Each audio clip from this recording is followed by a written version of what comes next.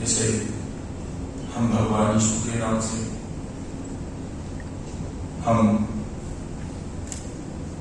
God के नाम से, अकाल पुरुष के नाम से, भगवान के नाम से, ईश्वर के नाम से पुकारते हैं। अनंत नामों से प्रभु से उस परम पिता परमात्मा को नमन करते हुए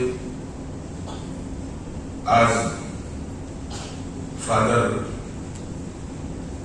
एंगल स्कूल के इस पावन प्रांगण में मंच पर उपस्थित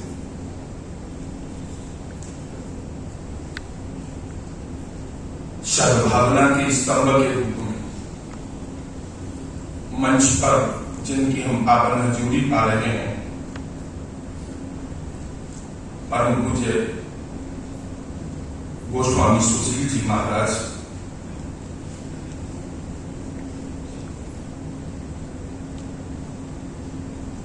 भारतीय धर्म संसद के राष्ट्रीय संयोजक, मंच पर उपस्थित शांति दूत के रूप में भारत भूमि के मानव जाति को भगवान यीशु के बताए मार्ग पर हम सबको लेकर चलने वाले आज के इस कार्यक्रम के आयोजक सम्माननीय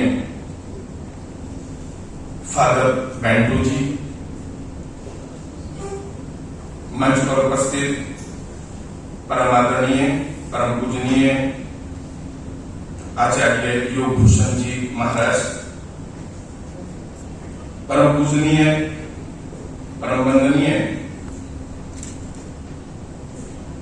भिको शनशेना साहब जी, परम पूजनीय परम आदरणीय प्रोफेसर सलीम साहब जी, इंजीनियर साहब, परम आदरणीय ज्ञानी परम जी, क्षमा चाहूंगा क्योंकि उसमें ऐसा दर्शाया गया और ज्ञानी जी माफ करेंगे मुझे, परमजीत सिंह चंडोक साहब, परम आदरणीय डॉक्टर ए.के. मर्चेंट साहब, परम आदरणीय फादर पुन्नाथ जी,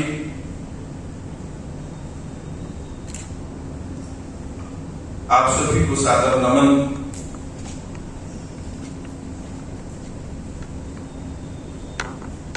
सद्भावना दिवस के रूप में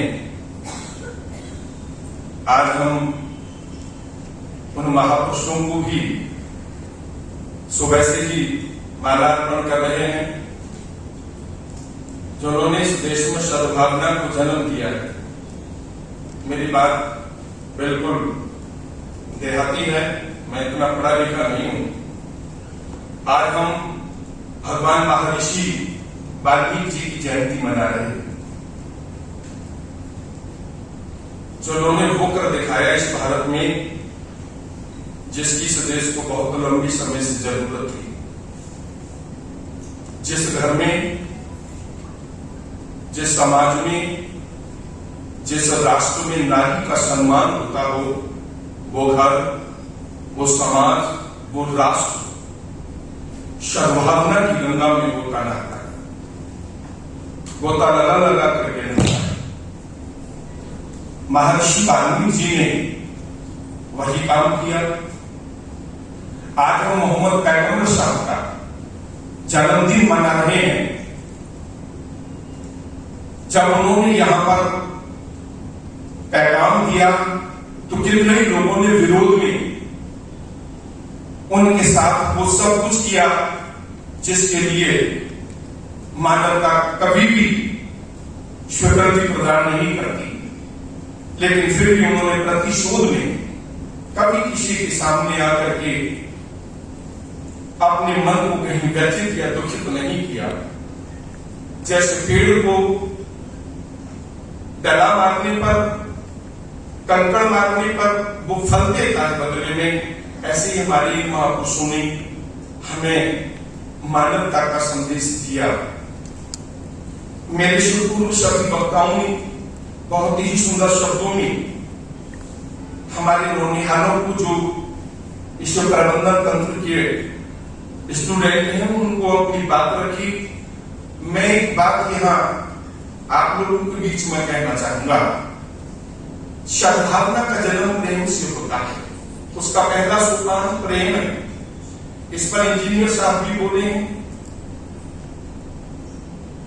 मैं जिस मिशन का सिपाही हूं, देश और दुनिया में जिस महापुरुष जगत गुरु रविदास महाराज का नाम लेकर के, उनके वाणियों का वो आसरा लेकर के मैं जगत में इस चीज को लेकर के चल रहा हूं, उन्होंने एक बात कही। सबसे पहले मैं विद्यार्थी में जो यहाँ शिक्षा प्राप्त कर रहे हैं उनको कहना चाहूंगा, और चंदोक साहब को आदर से नमस्कार करके मैं श्री गुरु ग्रंथ साहब जी के अंदर जो गुरु जी ने हमें संदेश दिया है, मैं उसके बारे में आपको बताना चाहूंगा। अगर सद्भावना को जन्म देना है तो पढ़िए, बुनिए, नाम सब सुनिए। अनुभव भावना दस है, लोहा कंचन हिरण हुए कैसे, जो पारस न परसे। बच्चों, अगर सद्भावना का कोई मंदिर है तो वही विद्यालय है।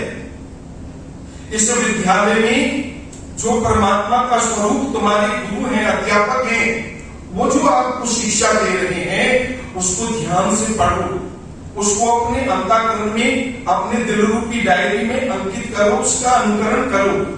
और जो गुरु जी ने पढ़ाया है और जो तुमने ग्रहण किया है, जब वक्त आए इम्तिहान का तो तुम उस पर खरे उतरो।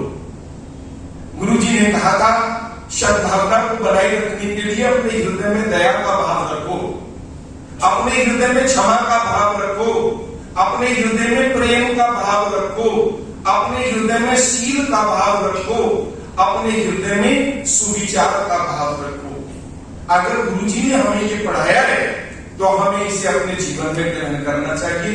और जिस विद्यार्थी के जीवन में, या जिस मानव के जीवन में, या जिस धर्म अवलंबी के जीवन में ये 5 गुण होते हैं, वो सद्भावना का ही प्रतीक रूप होता है।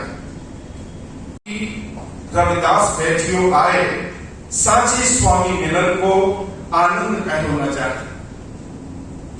अपने से बड़ों का आदर करो, अपने से छोटों को प्यार दो।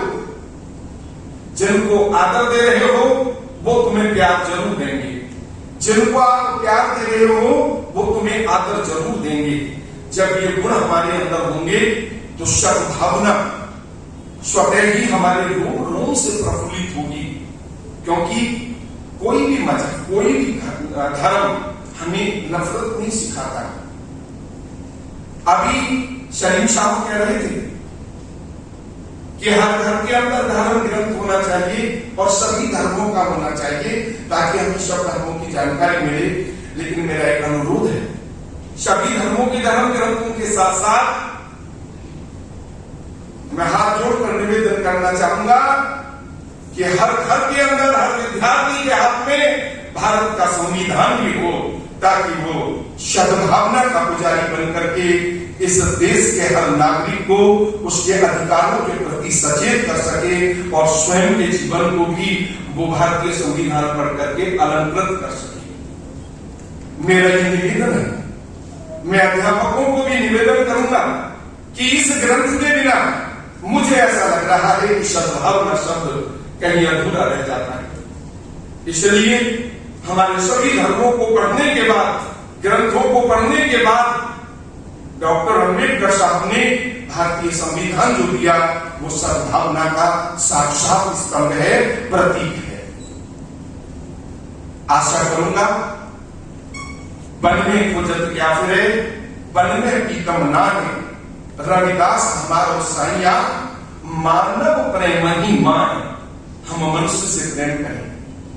और आज मैं जिस प्रांगण में हूं, ईसाई धर्म के लोग, वो तो प्रतीक है मानव प्रेम की। शिक्षा के क्षेत्र में हो, स्वास्थ्य के क्षेत्र में हो, हमारे चंदोक साहब जो सिख धर्म है वो तो मानवता का प्रतीक है। वो सेवा के लिए जाना जाता है, प्रेम के लिए जाना जाता है।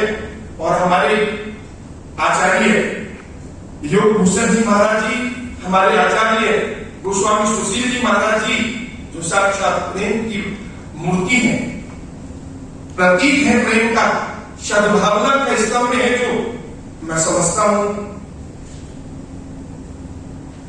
प्रेम से बढ़कर के दुनिया में कोई चीज नहीं है। इस भारत में जो नफरत भूली जा रही है धर्म के नाम पर, जाति के नाम पर, आओ आज हम इस मंच से संकल्प लें कि प्रतिशोध में कोई काम ना करें, लेकिन हम प्रेम, सेवा और भाईचारे से इस जहर को दूर करें। और जो ये मंच हमें सद्भावना के लिए प्रेरित कर रहा है, आओ भारत के समस्त सम्मानित नागरिकों, गुरु रविदास जी ने कहा था, ऐसा चाहूं राज में जहां मिले सबन को अन्न, छोट बड़े सब बसे, रविदास रहे प्रसन्न। नीच नीच कर मार है जानत ना है नादान, सबको सृजनहार है रविदास एक भगवान। परमात्मा एक है, हम सबका शरीर 5 तत्वों से बना है, हम सबके शरीर में 7 धातु हैं, हम सबके शरीर में ब्लड उसका लाल है। यानी परमात्मा ने तो सबको एक रास्ते से भेजा है, सबको एक जैसा दिया है। 5 तत्व दिया, 25 प्रकृति दी, फिर ऐसी कौन सी बात हो गई? वो कौन लोग हैं जिन्होंने मानव को बांट दिया धर्म में, जिन्होंने मानव को बांट दिया जातियों में, जिन्होंने मानव को बांट दिया ऊंच और नीच की भावनाओं में। और जब तक ये चीजें खत्म नहीं होंगी, याद रखना, सद्भावना को कायम रख पाना मुश्किल बात है।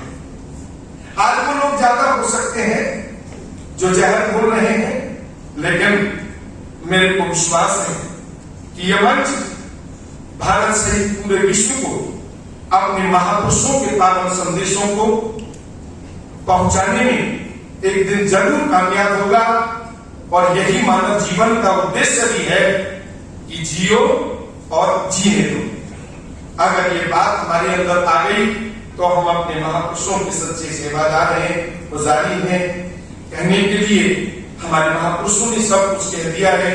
समय की बाध्यता के कारण मैं अपनी बात को आप सभी से देरी से आने के लिए क्षमा याचना मांगते हुए यही संपन्न करता हूं। बहुत बहुत धन्यवाद दादा जी, आपका बहुत बहुत धन्यवाद मंच का, जिन्होंने मुझे इस लायक समझा कि आपके चरणों में आकर नमस्कार। धन्यवाद।